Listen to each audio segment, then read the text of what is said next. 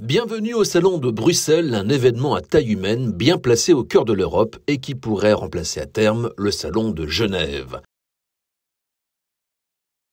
L'un de ses atouts, c'est d'accueillir l'élection de la voiture de l'année en Europe, un titre qui cette année a de nouveau été ravi par Renault et c'est même une double victoire avec la R5 électrique et son pendant sportif chez Alpine, la 290, un trophée qui a été célébré comme il se doit sur le stand de la marque aux losanges. Mais l'objet de curiosité, c'était plutôt la future Twingo.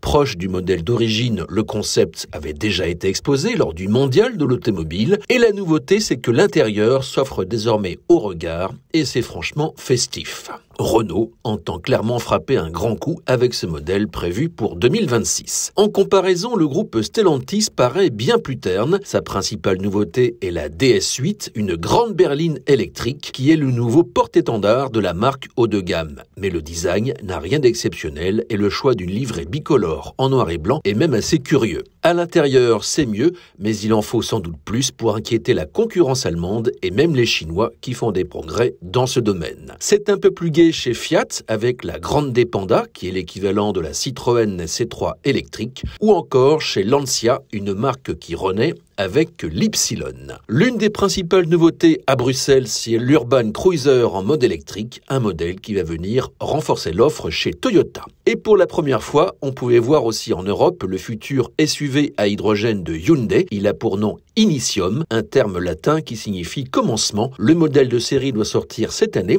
avec une pile à combustible de dernière génération.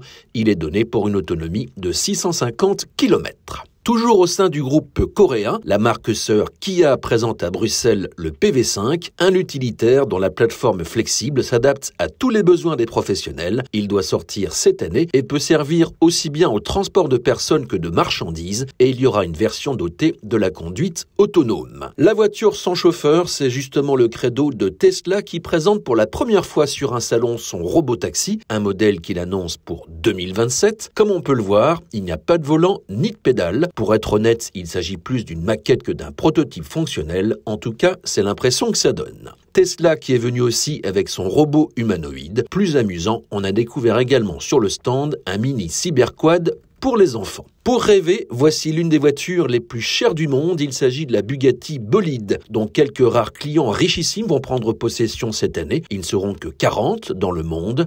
Ce monstre de 1600 chevaux dépasse les 500 km/h et coûte 4 millions d'euros et il ne roule que sur circuit. Un peu plus raisonnable, la Stradale s'affiche sur le stand d'Alfa Romeo. Le premier des 33 exemplaires vient d'être livré. Ce véhicule d'exception homologué pour la route développe 750 chevaux en mode traction intégrale et dépasse les 300 km/h. C'est surtout la ligne qui capte l'attention et c'est clairement la plus belle auto de ce salon de Bruxelles.